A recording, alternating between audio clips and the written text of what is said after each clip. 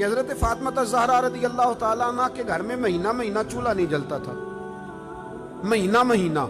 یہ بات کہنی بڑی آسان ہے اور کرنی بڑی، دوپہر کے جس سالن کے ساتھ روٹی ملتی ہے نا، شام کو وہی بچوں کو دے دے تو بچے برگر لینے چلے جاتے ہیں، کہتے ہیں یہ نہیں ہم سے کھایا جاتا، یہ آپ نے کیا، وہ دوپہر کو بھی وہی تھا اور اب بھی وہی کھائیں۔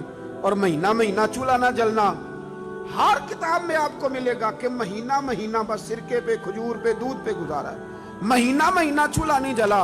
اور مزے کی بات یہ ہے کہ اسی کتاب کے اگلے صفحے پہ یہ بھی لکھا ہے کہ چولہا مہینہ مہینہ نہیں جلا، پر دروازے پہ جو مانگنے آیا ہے اسے جھولی بھر کے عطا فرمایا۔ مالا مالے سخی نہیں ہوندے تے سخیاں کول مال نہیں ہوندا، مالا والے سخی تے سخیاں کول مال، پر ایتھے اوتھے دوویں جہان نہیں، سخی کنگال نہیں ہوندا۔ یہ بھی بات پکی ہے کہ وہ کنگال بھی ہو سکتا۔ حضرت فاطمہ زہرا کہتی ہیں شروع سے ہی اتنا بھی کو لاڈلا رکھ سکتا ہے جتنا میرے محبوب نے اپنی بیٹی کو لاڈلا رکھا، اتنا بھی کو لاڈلا رکھ۔ سیرت نگار کہتے ہیں جتنی دفعہ سیدہ فاطمہ حضور کے حجرہ مبارکہ میں آتی تھی، اللہ کے رسول کھڑے ہو کے استقبال فرماتے، حضور ان کا ماتھا چومتے، ہاتھ پہ بوسہ دیتے، اپنی جگہ پہ بٹھاتے۔ لیکن اس کے ساتھ ساتھ جو آزمائشیں تھیں، جو تکالیف تھی، وہ ماحول بھی ساتھ ساتھ چلتا رہا۔ میرے دوستو اس بات کو سمجھنا، ایک دن گلی سے گزر رہی تھی، ابو جہل نے نبی کریم علیہ السلام کے بارے میں معاذ اللہ ثم معاذ اللہ نقل کفر نہ باشد کوئی بات کر دی، تو بیٹی تو میری آپ کی بھی ہو تو وہ بھی برداشت نہیں کرتی۔ یہ باپ کی نہ اصل رکھوالی بیٹی ہوتی ہے، اصل رکھوالی دروازے پہ دستک دے کے دیکھ لے، سب سے پہلے بیٹی آئے گی دوڑ کے، بس اس کی دلچسپی ہوتی ہے نا، اس کا شوق ہوتا ہے، اس کی طبیعت ہوتی ہے۔ جناب فاطمہ زہرا رضی اللہ تعالیٰ نہ گزر رہی تھی تو اس نے کوئی بات کر دی،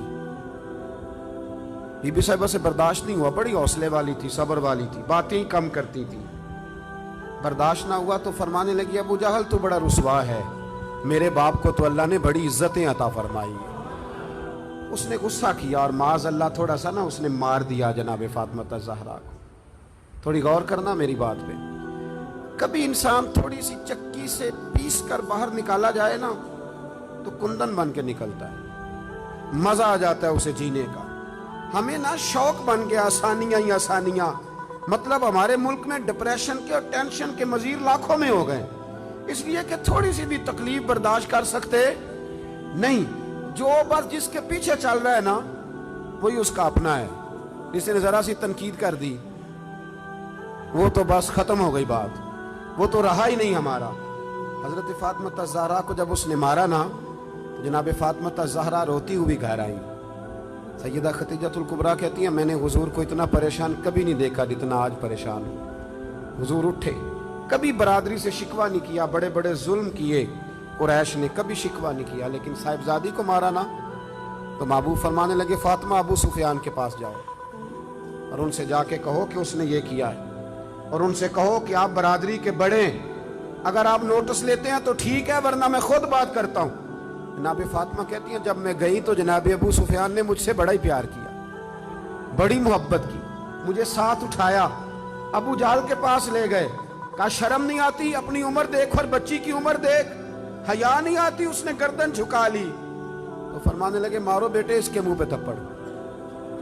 تو جناب فاطمہ اس چھوٹی سی عمر میں فرمانے لگی نا میرے والد نے تو معاف کرنے کا درس دیا ہے۔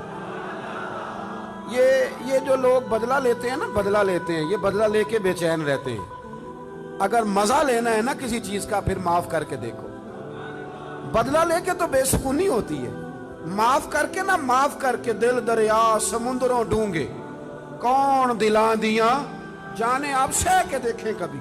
جو یہ مزہ ہے نا معاف کرنے کا، بدلہ لینے کا تھوڑے۔ جناب فاطمہ زہرا رضی اللہ تعالیٰ عنہ فرمانے لگی ابا نے معاف کرنے کا حکم دیا ہے۔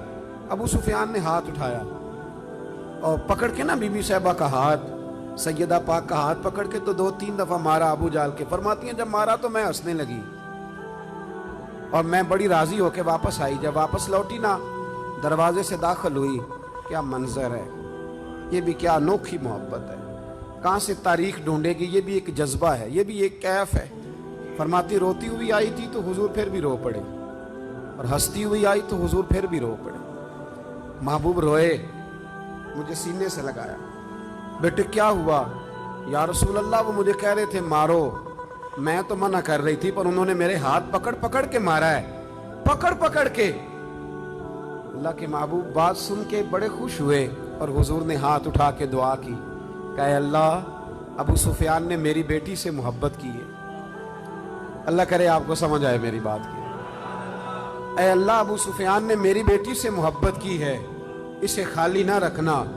علماء کہتے ہیں ابو سفیان بدر نہیں، احد نہیں، حدیبیہ نہیں، فتح مکہ تک آتے رہے تلواریں لے کے، پر اب کریم نے فرمایا تو نے جتنا دوڑنا ہے دوڑ لے، تجھے بے ایمان نہیں رکھنا، کلمے کی توفیق دینی ہے کیونکہ تو نے سیدہ فاطمہ سے محبت فرمائی، انہیں توفیق دینی ہے کلمے کی کیونکہ سیدہ سے۔ وہ آخر تک آتے رہے، فرمایا ابو سفیان دوڑ لو نا جہاں دوڑنا ہے، دوڑ لو جہاں دوڑنا ہے۔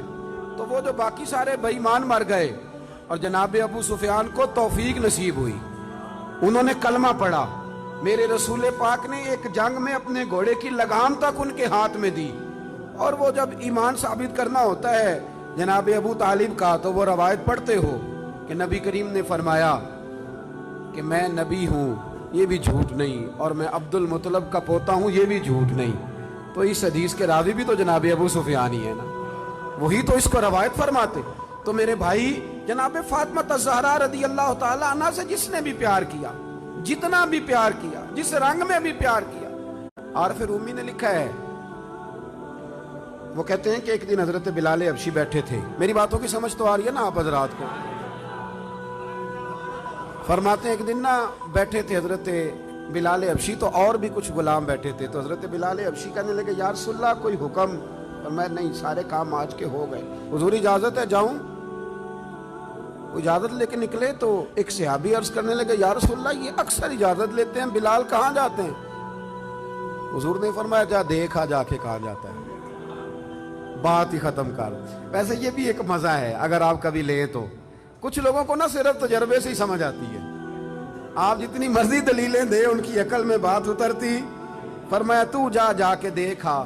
حضرت رومی کہتے ہیں وہ گئے، دیکھ کے واپس آئے، کہنے لگے وہ